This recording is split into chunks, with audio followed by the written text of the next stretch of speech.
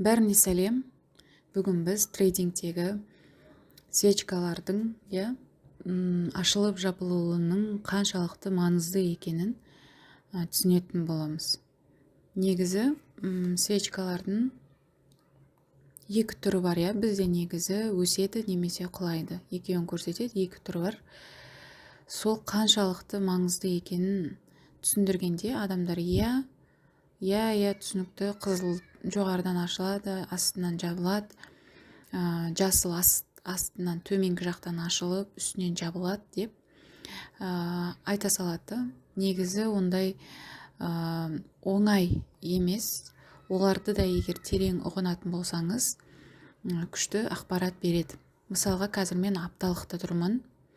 Мынау енді қазір трейдинг вью жасамай қалды ғой, сол үшін мына BR дегенмен кіріп едім, латиноамериканский болып кетті. Мынау апталықта. Апталықта қарап отырсаңыз, свечкалар фитильдерден тұрады, ашылу жабылу бағалары бар, және бұның ішінде бұның қозғалысы бар. Мысалға, мына бір свечканың бір апталықты көрсетіп тұрса, бұның ішінде үлкен қозғалыстар бар. Біз дейтрейдер ретінде күнделікті дневка арқылы свечкаларға да бастапқыда анализ жасап аламыз, бағыт анықтау үшін. Оны қалай жасаймыз? Мысалға, біз білетін мына соңғы екі свечкаға қарасақ, не көріп тұрмыз? Фитильдерді шешіп, баға жалпы мына жерде ашылған, ашылып, құлап, жоғарыға апарып жабылды. Бұны біз болжай аламыз ба, осы жасыл болатынында мысалға? Болжай аламыз. Қалай болжаймыз? Алдыңғы свечкаға қарап болжаймыз. Алдыңғы свечкаға қарасақ, бұл үлкен мына жақтағы фракталдарды, фитильдерді алдыңғы күні снимать етіп төбеден, яғни денемен түбін жауып тастамаған, жоғарыдан жабылғанда денесін тартып жабылған. Бұл фитиль нені білдіреді? Бұл фитиль осы жерде лонгистер кіргенін білдіреді. Мысалға, мына дене толығымен сатушылардың, шартистердің қозғалысы болса, күші болса, мына жерде фитиль араласса егер, онда бұл жерге лонгистер кіргенін көрсетеді. Лонгистердің көбірек кіргенін көрсетеді. Яғни жоғарыға қарай ысырып жабылды, қаншама стоптарды жеді. Қоржынында біраз ақша бар. Енді онымен ол өсіруге талпынып жатыр деген жоспармен, яғни мына төбедегі апталық хайды алуға талпынып жатыр деген оймен біз келесі күні, мына күні, жасыл болған күні лонгты күтетін едік. Лонгты күтеміз деген сөз, ашылған жерден лонгқа кіріп кету емес еді, Лонгқа қай жерден бастап сен ТВХ іздейсің? Ол мына үлкен фитиль бар ғой, соның мысалға 50%-нан іздейсің. 50% тура мына жерде мысалға. Осының 50%-на түскенін күтесің. Осы жерде 3 минут, 5 минуттардағы ТВХ моделіне, кіру моделін құрып жатырса, онда сен лонгқа қарайсың. Өйткені бүгін сен апталықта нені іздеген едің? Лонг бағытты іздеген едің деген сияқты. Сол үшін маңызды ашылып жабылу.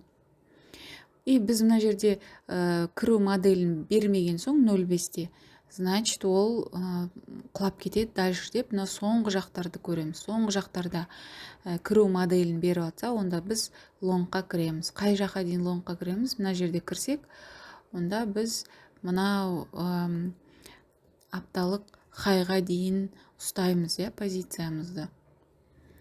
Сондай бағытта кіреміз. Екі рет бізде мысалға не істеді? Жоғарғына апарып жаппай қалды. Жақындатайшы. Біз күтіп едік, апталықтың хайына дейін барады деп. Мысалға, апталық демей қойын, мысалы свечканы, мысалы бір күндікте де осындай құруы мүмкін ғой. Күннің басына барады деп күтіп едік, ол жете алмай қалды. Қарасақ, денені жапты, бірақ фитиль барған жоқ. Мына жерде бізде екі ликвид қалдырып кетті. Бірақ көлеміне қараңызшы қалай. Фитиль кішкентай, шартистер негізі кішкентай көлемде бәрібірде де лангистердің көп екенін көрсетеді. Бұған қарап біз бәрібірде де баға негізі мынаған барғанша лонг болу керек деген ойдамыз. Денесін жауып алды төбеден. Бірақ фитиль барған жоқ, ол бізге шортты көрсетіп тұр әлі де.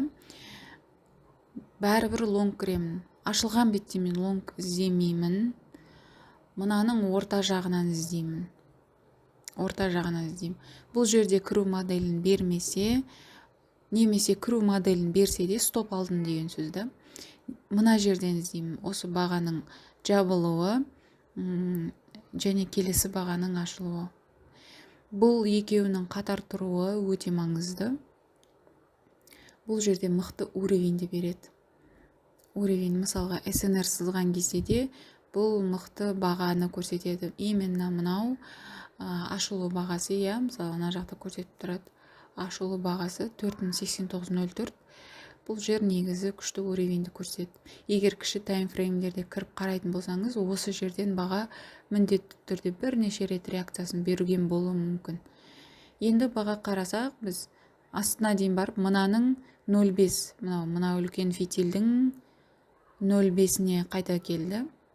Осы жерден тағы да үлкен ТВ-ға беретін болса, тағы да біз лонгқа қараймыз. Өйткені біз мына жаққа әлі барған жоқпыз, себебі мына күнді снимать етіп тастады. Бұл басынан бару керек. Сондықтан біз лонгты ұстап отырамыз. Егер мен осы жерге қазір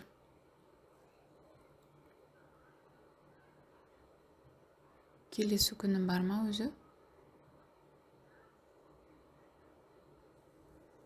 Енді маңыздылығы осы жерде, мысалға біз ортасынан іздейміз, Бұлай көрсетейін.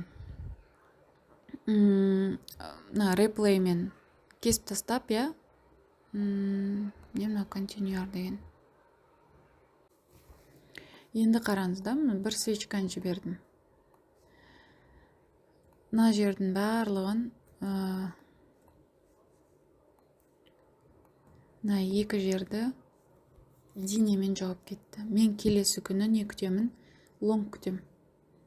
Ашыла салысымен лонг күтем ба?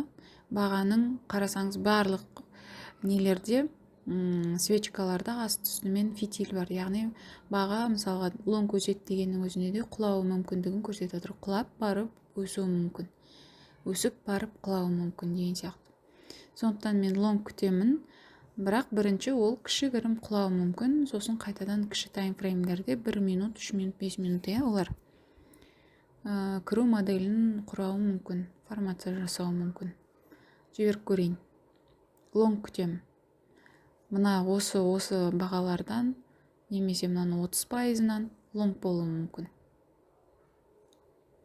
Баға ашыла салысымен құлап барып кіші таймфреймдерде лонг беріп, өсіп, қайтып төмен құлауы мүмкін. Енді мен мына жерде снимать етіп кетті, денемен астыға жабылды 30%-на. Келесі күні шорт болуы мүмкін. Мына жерде шорттар бар. Кішкентай болса да, мынаның астына дейін, мына свечканың лоуына дейін шорт болуы мүмкін деп шортқа кіруді қараймын. Баға ашыла салысымен жоғары көтеріліп барып, кіші таймфреймдерде қарап көріңіз. Енді мен де қазір немен көрсете алмаймын. Себебі сатып алған жоқпын. Кіші таймфреймге өтсем, бұл жерлерді көрсетпей қалады. Кіру моделін берсе, мен шортқа кірем мына жаққа дейін. Бірінші тейк. Одан кейінгі тейк, мына уровень деп айттым өзге қараңыз. Бітті баға, жабылды, ашылды. Соны OHLS деп жазады. Open, High, Low, Close деген бар ғой. Ол ешқандай да қиын зат емес. Өте мықты уровеньдер, акцияда да сондай. Мысалы, мына жер мықты уровень болып саналады. Даже баға ашылып, осы жаққа барып, бүкіл шортын беріп, қайтып, өсіп, мына жаққа жабылғанында осы движение құрылуы мүмкін, осы баға, осы свечка құрылуы мүмкін. Өте маңызды. Келесі қараңыз, келесі барлығын не істедім, снимать еттім. Енді мынаның лоуы қайда? Мына жақта. Мен осы жаққа дейін лонг қараймын деймін. Қандай баға ашылса да мен лонгқа кірем. Баға ашылды, лонгқа кетті. Мынаның 0,5-не келді. Бұның 0,5-і құлату мүмкіншілігі жоғары. Осы жақтан шорт болуы да мүмкін. Міне, бұл rejection блок 0,5-не дейін барды. Мына жақты снимать етіп, мынаның түбіне бармаған еді ғой. Енді бізге көрсетіп тұр. Бәрібірде де жоғары жаққа барып, формация құрды. Мен мынаның ішінде шорттар, шарттестер отыр ғой. 0,5 жоғары жаққа барды. Снимать етіп кеткен кезде идеально шорт болатын еді. Бірақ бұл снимать етпей, мына жерде ТВХ беріп, модель шорт берген. Шорт берген кезде де мен шортты ұзақ ұстай алмаймын, себебі мынаның денемен жапты деп. Тек мынаның өзінің 0,5-не дейін және мынаның соңына дейін жасайтын едім. Мына да, мына жер сызылмайды екен, магнитпен. Мына жер бізде уровень еді. Шорт болса, мынаны снимать еткенде, мына жерге дейін шорт ұстайтын едік. Келесі шорт. Келесі лонг. Келесі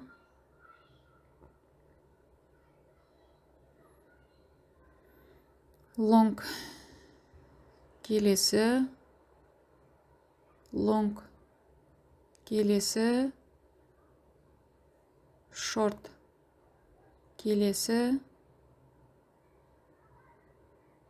лонг. Келесі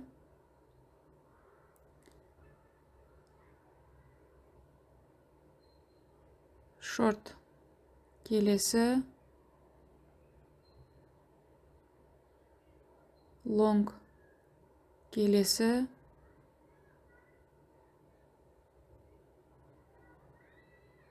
лонг. Келесі лонг.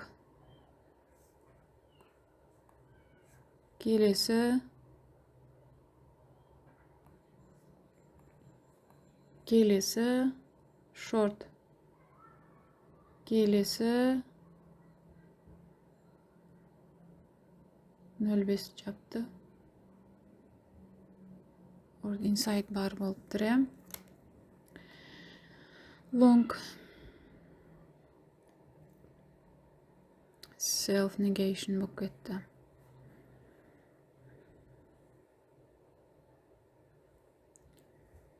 Longты қайдан күтетін едім? Мына жақтан күтетін едім. Имбаланстан күтетін едім.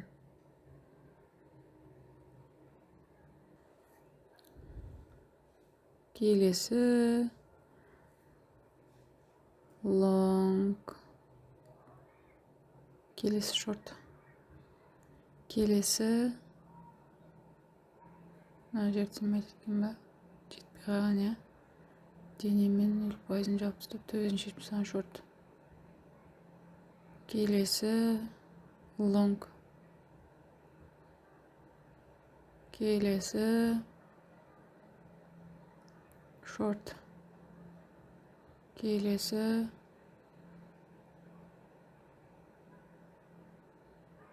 мына жер белгісіз, тура мына уровеньнен жауып тұр екенші денесін.